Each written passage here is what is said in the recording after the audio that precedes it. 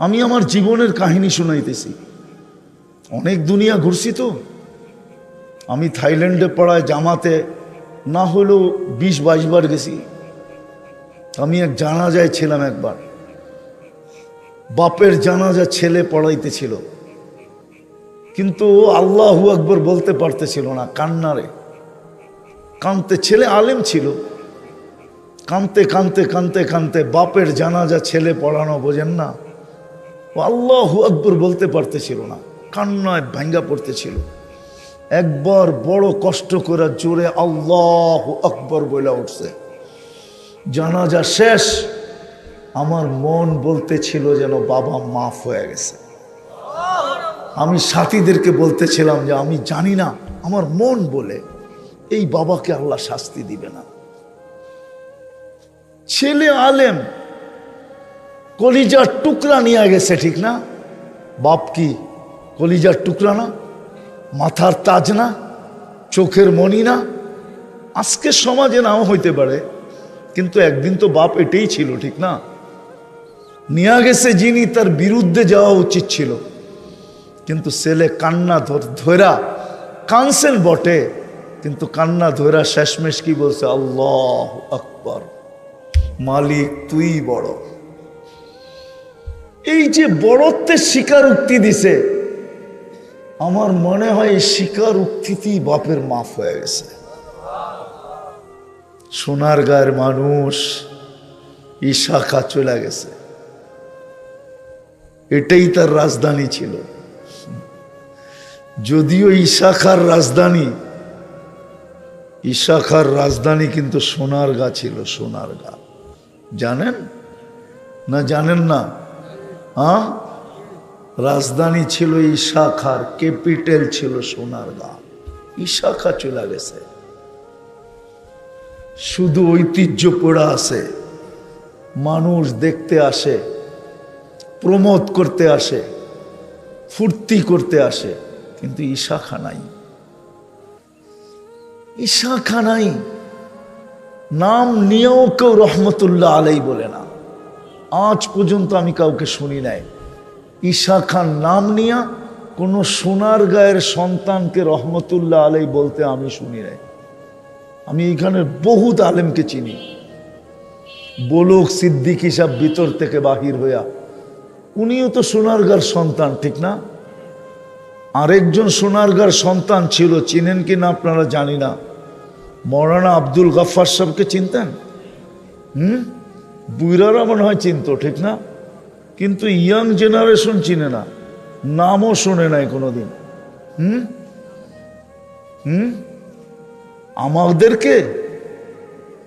আমাদেরকে যদি এক কুঠিও এক পাল্লায় দেওয়া হয়, আর মৌলানা আব্দুল গফফার রহমতুল্লাহ আলাইকে আরেক পাল্লায় দিলে ওনার পাল্লা বাড়ি হবে। আপনারা যারা দেখছে ওরা দেখছে, যারা কথা শুনছে ওরা শুনছে মৌলানা আব্দুল গফফার কেমন ছিল, ঠিক না? রহমতুল্লাহ আলাই, ওনাকেও কোনোদিন আমি ইশাখাকে নাম নিয়ে শুনি নাই রহমতুল্লাহ আলাই বলতে, অথচ ইশাখা কিন্তু মুসলমানই ছিল, ঠিক না? সত্য তো? কি বলেন? আরেকজন আপনাদের এখানে আছে, আবু তায়ামা রহমতুল্লাহ আলাই। ওনার নাম যে নেয় সেই রহমতুল্লাহ আলাই মনের থেকে পড়ে। ইশাখাও ঐতিহ্য রেখা গেছে, আবু তায়ামা রহমতুল্লাহ আলাইও ঐতিহ্য রেখা গেছে। আপনারা চিনেন না সোনারগাঁর মানুষ? সোনারগাঁও চিনেন না? আমি আপনাদেরকে বলে দিয়ে যাইতেছি, ভালো মতে শোনেন। বাংলাদেশ নাই, ভারতবর্ষ, আফগানিস্তান থেকে নিয়া একবারে সেই বার্মার শেষ মাথা পর্যন্ত, আজ থেকে 800 বৎসর আগে 1268 সনে সর্বপ্রথম বুখারীর দর্স আপনাদের সোনারগাঁয়ে হয়েছে। সোনারগাঁয়ে হাদিসের দর্স দিছেন আবু তায়ামা রহমতুল্লাহ আলাই, সোনারগাঁয়ে।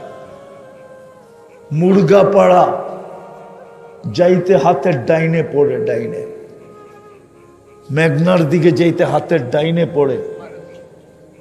আবু তায়ামা রহমতুল্লাহ এখানে হাদিসের দর্শ দিছেন। সোনারগাঁর মানুষ তো সোনারগাঁর ঐতিহ্য জানে না, তো যেটা বলতেছিলাম ঐতিহ্য থেকে যাবে। এই জন্যই মনে হয় কবি বলেন, মিলে খাক মে আহলে শাহ कैसे कैसे জমি খা গই নৌজওয়ান कैसे कैसे। কত যুবককেই তো জমিন বেনিশ করে দিল, লাশ হিসাবে কবরে দিতে দেরি, 6 মাস পরে আর কিছু খুঁজে পাওয়া যায় না। অথচ এক সময় যখন চলতো রাস্তা দিয়া, তো দুই পাশের মানুষগুলা বলতো যুবরাজ যায় যুবরাজ। কত যুবতীকেই তো, কত সুন্দরীর লাশই তো জমিন পচায় দিল, বেনিশ করে দিল। এলাকায় যখন বাহির হইতো তো মানুষ বলতো পরীকেও হার মানায়, ঠিক না? সৌন্দর্যের কারণে কত মেয়ের নামই তো পরী বিবি হইল, ঠিক না? না হইল না? আমি আবার অন্যকে বলতেছিলাম, আমার ফুফুর নামই ছিল পরী বিবি। ডাকার নাম, একটা জায়গার নামই আছে এর নামে নাম, ডাকার পরিবাগ এর নামে নাম। জাহাঙ্গীর মোহাম্মদ আদেলের মা পরীর মতো, পরী বিবি নাম ছিল, পরীর মতো সুন্দরী ছিল। কিন্তু আজকে কোথায়? আজকে জীবন আছে বটে, কিন্তু জীবনে রং নাই। আমাদের জীবন আছে বটে, কিন্তু জীবনের ভিতরে রং নাই। এটার কারণ এটাই, যতটুকু শুনছি, যেমনে শোনার অমনে শুনি নাই, বিদায় জীবনটা আমল দ্বারা মোড়ায় নাই, জীবনে আমল আসে নাই। আসলে সত্য এটাই, মানুষ যেখানেই থাকুক না কেন, আপনারা সোনারগাঁও নাম, যদিও সোনারগাঁও, কি নামটা কি? সোনারগাঁও না? সোনা বোঝেন তো? কি স্বর্ণ?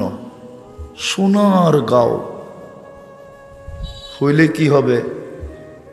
পুরাটা থানাই তো সোনা দিয়া মোড়ানো না, ঠিক না? আপনাদের ওয়ার্ডটা কয় নম্বর? মনে হয় এক মাথায়, বিলকুল ঠিক না? রাস্তাঘাট এখন উন্নত হইতে শুরু হয়েছে, ঠিক না? এক সময় তো মনে হয় এরকম উন্নতও ছিল না, কাঁচা রাস্তাই ছিল। তো মানুষ যেখানেই বাস করুক, ভালো মতে শুনতে হবে, কিন্তু লম্বা কথা হবে না। আর আমি দুইজনের বয়ান এসে শুনছি, সিদ্দিকী সাহেবের আরেকজনের, এরপরে আর বয়ান করারও প্রয়োজন মনে করি না। আজকাল আমাদের মেমোরি ছোট, সব প্রযুক্তিতে চলে গেছে। স্কুল কলেজের ছেলেদেরকে জিজ্ঞাসা করেন, মুখে মুখে অঙ্ক করতে পারবে না, হিসাব করতে বলেন পারবে না, ক্যালকুলেটর লাগবে। আগে মুদি দোকানের চোতা লেখতো, তারপরে মুখে মুখে হিসাব করা, তারপরে লেখা দিয়া দিত। এখন সবার দোকানে ক্যালকুলেটর। আমরা যখন স্কুলে পড়ছি তো 25 পর্যন্ত নামতা মুখস্থ করতে হতো, আর এখনকার পোলা পান্ডে যদি বলি 9-এর নামতা বলো, তাও পারে না। 9 কত, ক্যালকুলেটরে গুণ করা তারপরে দেখায় এত। তো মেমোরি এখন প্রযুক্তিতে চলে গেছে, কথা লম্বা বললে মনে রাখতে পারে না, এই জন্য কথা লম্বা হবে না। কেননা সিদ্দিকী সাহেবের বয়ানের পরে আরেকজনও ওনার আগে বয়ান করতেছিল, আমি যখন আসছি দূর থেকে শুনতে শুনতে আসছি, তারপরে আর প্রয়োজন মনে করে না, প্রয়োজন মনে করি না লম্বা বয়ান হোক। কিন্তু বসছি যখন 2-1টা কথা বলতেছি, মানুষ যেখানেই বাস করুক, সোসাইটি যেমনই হোক, খাওয়া দাওয়া যেমনই হোক, পোশাক পরিচ্ছদ যেমনই হোক, বংশ বুলি যেমনই হোক, রং আর গঠন যেমনই হোক, যে আল্লাহ আমাদেরকে মানুষ হিসাবে অস্তিত্ব দিয়েছেন, রব্বে কাবার কসম দুনিয়ার কোনো জিনিস আল্লাহ দেখবে না। আল্লাহ দেখবে যাকে মানুষ হিসাবে অস্তিত্ব দিয়েছেন সে আসলেই মানুষ হিসাবে ফিরল কিনা। নাইলে যেই মানুষটাকে আল্লাহ মানুষ হিসাবে শ্রেষ্ঠত্বের মুকুট দিয়ে অস্তিত্ব দিলেন, ওই মানুষের মাথার থেকে শ্রেষ্ঠত্বের মুকুটটা সরায়া আল্লাহ ওই মানুষটাকে জানোয়ার বলেন, তো বলেন কি করে? কোরআনে কিন্তু মানুষকেই আল্লাহ জানোয়ার বলছেন, উলাইকা কাল আনআম। অস্তিত্ব তো দিলাম মানুষ, কিন্তু এটা জানোয়ার হলো কি করে? আল্লাহ নিজেই ঘোষণা দিতেছেন, অথচ আল্লাহ কিন্তু আমাদেরকে শ্রেষ্ঠত্বের মুকুট দিয়ে অস্তিত্ব দিয়েছেন। ওয়ালাকাদ কাররামনা বানি আদম। হুকুম দিয়া অস্তিত্ব দেন নাই, কুদরতি হাত দিয়া অস্তিত্ব দিছেন। হুকুম দিয়া না, সব হুকুমের তৈরি। ইদা আরাদা শাইয়ান আন ইয়াকুলা লাহু কুন ফায়াকুন, সব হুকুম দিয়া তৈরি করছেন। আপনাকে আমাকে কুদরতি হাত দিয়া তৈরি করছেন। সব 10 মাস সময় নিয়ে তৈরি, সব 6 দিনে তৈরি করছেন। আপনাকে আমাকে 10 মাস সময় নিয়ে তৈরি করছেন। সৃষ্টির ভিতরে সবচেয়ে সুন্দর গঠন দিছেন। মানুষের চেয়ে সুন্দর গঠন আল্লাহ সৃষ্টির ভিতরে কাউকে দেন নাই। যদি দিতেন তাইলে আল্লাহ এতগুলা কসম খাইতেন না। 4টা কসম খায়া বলছেন, লাকাদ খালাকনাল ইনসানা ফি আহসানি তাকওয়িম। মানুষ, তোমাকে সৃষ্টির ভিতরে সবচেয়ে সুন্দর গঠন দিলাম। সৃষ্টির ভিতরে সবচেয়ে সৌন্দর্য দিছেন আল্লাহ মানুষকে। জমিনের আধিপত্য দিছেন আল্লাহ মানুষকে, নাইলে আমরা বাস করতে পারতাম না। জমিন আপনাকে বাস করতে দিত? আপনি ভাবেন? যদি এখন নিচের থেকে একটু হেলতে শুরু করে, তাহলে যদিও খোলা আকাশে বসে আছেন, তারপরও তো এখানে বসে থাকবেন না। থাকবেন? হেলা বোঝেন তো? হেলা কি? দুর্মিয়া যদি একটু ভূমিকম্প এখন শুরু হয়, ছুটাছুটি শুরু করবেন না? কিন্তু এখন তো বসে আছি, ঠিক না? জমিনের আধিপত্য দিছেন আল্লাহ আমাদেরকে, সৃষ্টির আধিপত্য দিছেন। ফেরেশতাদেরকে সেবায় লাগায় দিছেন। আমাদের এই শরীরটা ফেরেশতা পরিচালনা করে। শিক্ষিত ছেলেরা যদি থাকে ওরা বুঝবে, প্রযুক্তি দিয়ে এই শরীরটা চলার মতো না। একটা শরীর যদি প্রযুক্তি দিয়ে চালাইতে হতো, তাহলে শুধু একজনের শরীর চালানোর জন্য কয়েকশো ওয়ার্কার লাগতো। ওয়ার্কার বোঝেন তো?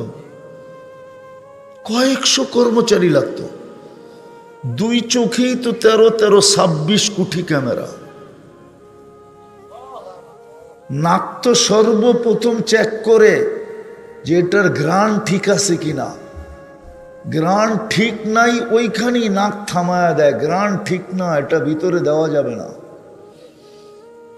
কত বড় প্রজেক্ট এখানে লাগানো আপনি জানেন? নাকের কাছে নিতে দেরি না, গ্রান দিয়া বলতে দেরি করে না ওকে। আর যদি গ্রান ঠিক না থাকে, সাথে সাথে বলে গ্রান ঠিক না। জিহ্বা স্বাদ চেক করে। বলেন না দুনিয়ায় কোন মেশিন আছে স্বাদ চেক করে দেখায় দিবে? জিহ্বায় তো ছোঁয়াইতে দেরি, স্বাদ বলতে দেরি করে না। যদি স্বাদ বিনষ্ট হয় তো জিহ্বার সাথে সাথে বলে স্বাদ ঠিক না, চলবে না। দাঁতে চেক করে কোনো পাথরের কণা আছে কিনা, সর্বপ্রথম কামড়টা ওইটার উপরে পড়ে। জিহ্বা আবার চেক করে কোনো চুল আছে কিনা, ঠিক না? প্রজেক্ট লাগান না, এক একটা গণাইতে থাকি আমি। হাট যে চলে সেটা প্রজেক্ট দিয়া চালায়, দেখেন না কত বড় মেশিন লাগে। এটা তো পাঞ্চ করে, পাঞ্চ রক্ত ভিতরে নেয়, আবার চাপ দিয়া রক্তকে ছেড়া দেয়, পাঞ্চ করে। অক্সিজেন পিওর যায়, যাইতে দেরি, আমাদের শরীরের ভিতর থেকে কার্বন ডাই অক্সাইডকে যায়া পেঁচাইতে দেরি করে না, পেঁচাইয়া আবার আধা সেকেন্ডের ভিতরে এটাকে বের করে দেয়।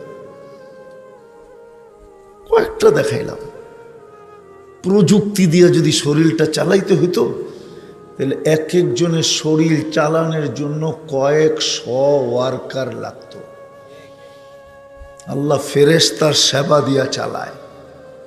ওই মানুষটাকে আল্লাহ কোনোদিন জানোয়ার বলতেন না।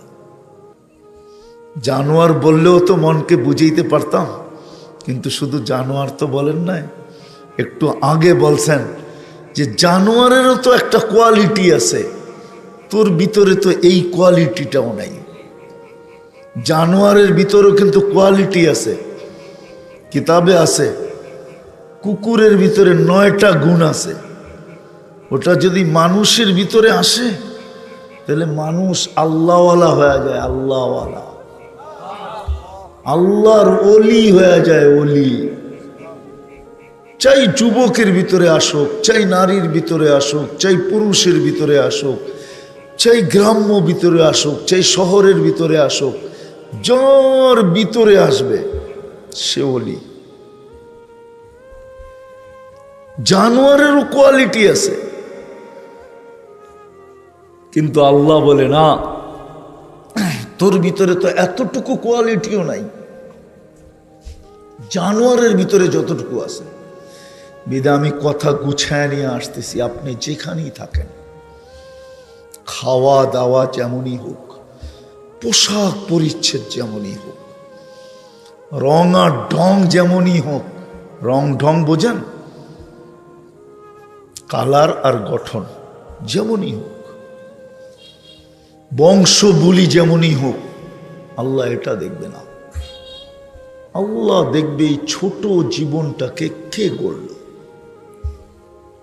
যে এই ছোট জীবনটা গড়বে, ছোট এই জন্য বললাম, 60-70 বছর বললাম না, কেননা এই উম্মতের উপরে আল্লাহর বিশাল দয়া আছে, স্নেহ আছে, মায়া আছে, মমতা আছে, ভালোবাসা আছে।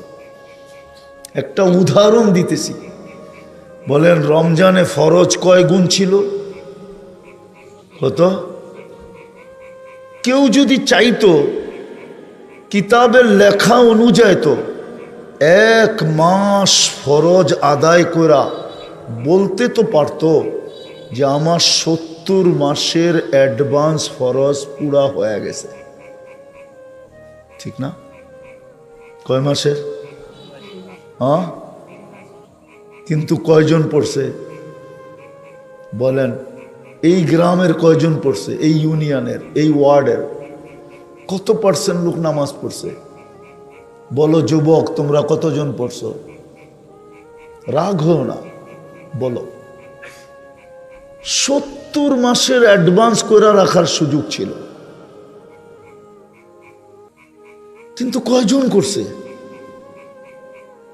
এই জন্য আমার কথা শুরুটা ছিল, আপনি কোথায় থাকেন, রাস্তা আছে না নাই, ঘাট আছে না নাই, উন্নত না অনুন্নত, পোশাক কীরকম, পরিচ্ছেদ কীরকম, খাওয়া কীরকম, লওয়া কীরকম, ঘর কীরকম, বাড়ি কীরকম, আপনার রং কীরকম, আপনার গঠন কীরকম, আপনার বংশ কীরকম, রব্বে কাবার কসম আল্লাহ দুনিয়ার কিচ্ছু দেখবে না, দেখবে এই ছোট জীবনটা কে গড়ল।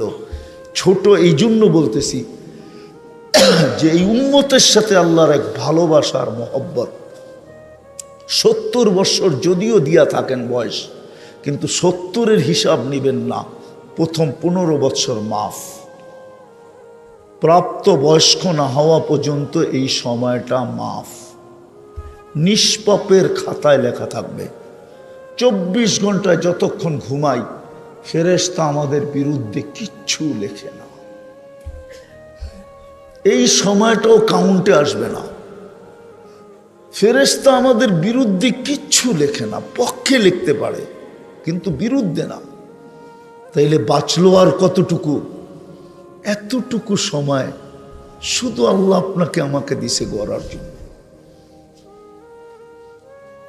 গড়ার জন্য দিছেন। যে গড়বে, যে এই জীবনটাকে গড়বে, এই ছোট জীবনটাকে যে গড়বে, গড়ার জন্য দিছেন। যে গড়বে, যে এটাকে গড়বে, নারী গড়বে, নারী গড়বে। তাহলে রাবেয়া বড় উচ্চাঙ্গের নারী ছিল না, রাবেয়া বসরি, যার বাড়ি আমি 6 বার দেখছি, 6 বার। ইথিওপিয়ার মেয়ে ছিল, যদিও বসরা বলে, তাকে বসরায় বিক্রি করা হয়েছিল, ইরাকের বসরায়, তার কবরও বসরায়, কিন্তু বাড়ি তার ইথিওপিয়ায়। কৃত দাসী মহিলা, কৃত দাসী মেয়ে, এখনো তার নাম সবার মুখে মুখে।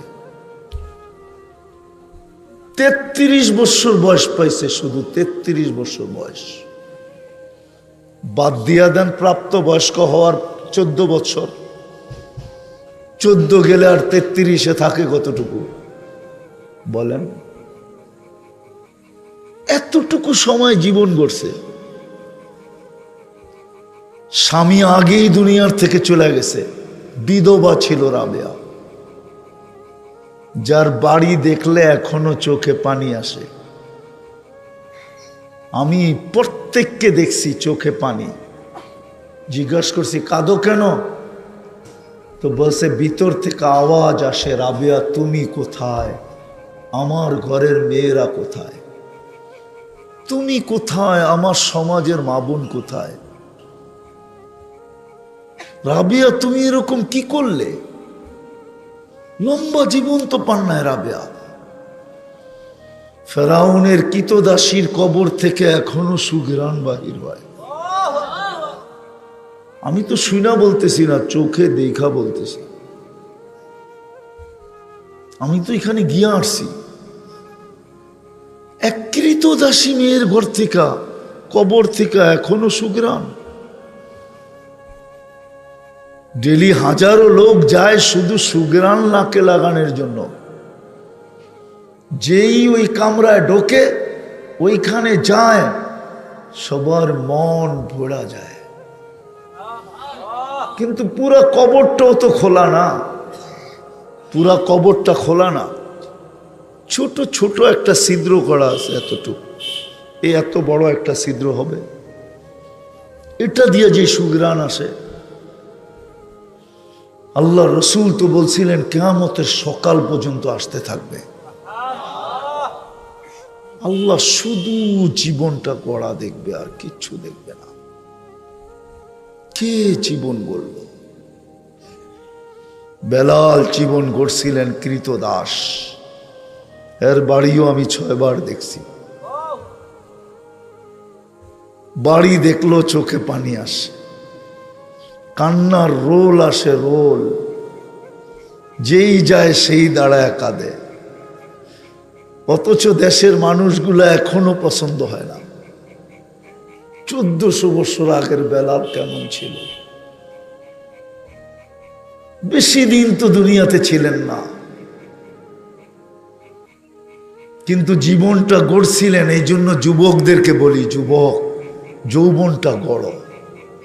মা বোনদেরকে বলি, নারীত্বের জীবন গড়েন। আপনাদেরকে বলি, পুরুষত্বটা গড়েন। কে কখন চলে যাব জানি না। হ্যাঁ, যে গোড়া যাবে আর গোড়া রাখা যাবে, দুটা কাজ আমাদের। একটা হলো গইড়া যাওয়া, আরটা হলো গইড়া রাইখা যাওয়া। একটা হলো নিজের জীবনটা গড়া যাওয়া, আর একটা হলো আমাদের পিছে যারা আছে সন্তান, এদেরকে গড়া রেখা যাওয়া। গড়া রাখা যাওয়া, নাহলে চলে যাব দুনিয়ার থেকে। বৎসরে একদিন দেখা যাবে আমার জন্য মিলাদ পড়াবে, একদিন দেখা যাবে কাউকে দিয়ে দোয়া করাবে, কিন্তু ডেলি করবে না। এই জন্য আমি দুটা কথা বলতে চাইতেছি। একটা হলো নিজের জীবনটাকে গড়া যাওয়া, এছাড়া আল্লাহর কাছে পরিচয় পাওয়া যাবে না। দুনিয়ায় যতই পরিচিত থাকুক, কবির কথাই সত্য। সোনারগাঁয়ের মানুষ ইশাখা চলে গেছে, এটাই তার রাজধানী ছিল। যদিও ইশাখার রাজধানী কিন্তু সোনারগাঁ ছিল। সোনারগাঁ জানেন না? জানেন না? হ্যাঁ, রাজধানী ছিল ইশাখার, ক্যাপিটাল ছিল সোনারগাঁ। ইশাখা চলে গেছে, শুধু ঐতিহ্য পড়া আছে। মানুষ দেখতে আসে, প্রমোদ করতে আসে, ফুর্তি করতে আসে, কিন্তু ইশাখা নাই। ইশাখা নাই। নাম নিয়েও কেউ রহমতুল্লাহ আলাই বলে না। আজ পর্যন্ত আমি কাউকে শুনি নাই ইশাখার নাম নিয়ে কোনো সোনারগাঁয়ের সন্তানকে রহমতুল্লাহ আলাই বলতে আমি শুনি নাই। আমি এখানের বহুত আলেমকে চিনি। বলুক সিদ্দিকী সাহেব ভিতর থেকে বাহির হইয়া, উনিও তো সোনারগাঁর সন্তান, ঠিক না? আরেকজন সোনারগাঁর সন্তান ছিল, চিনেন কি না আপনারা জানি না, মৌলানা আব্দুল গফফার সাহেবকে চিনতেন? বুইরারা মনে হয় চিনতো, ঠিক না? কিন্তু ইয়াং জেনারেশন চিনে না, নামও শুনে নাই কোনোদিন।